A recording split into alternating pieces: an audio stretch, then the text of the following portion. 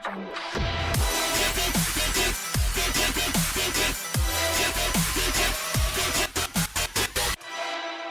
here to tear down everything around you, and you know what I'm going to replace it with?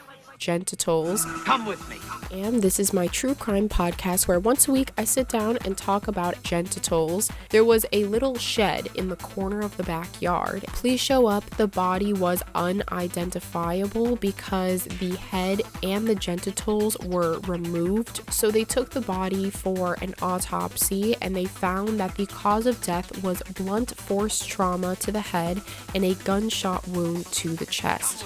They also found that along with no head or genitals, there was a sever to the left leg as if someone was trying to cut it off but realized it was too hard and stopped. Leah admits to what she did. She said, "Yes, I did shoot Ijaz, but it was out of self-defense." How is cutting off a person's head and genitals self-defense? She tried to pick him up and bring him outside, but he was too heavy.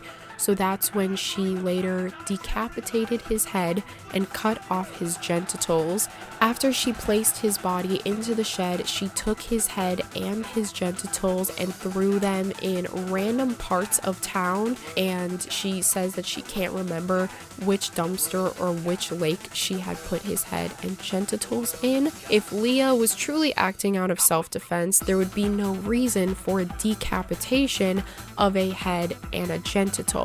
When you cut off someone's genitals specifically, there is a lot of emotional connection to that. There is some sort of, reason why you want to see that part of them gone.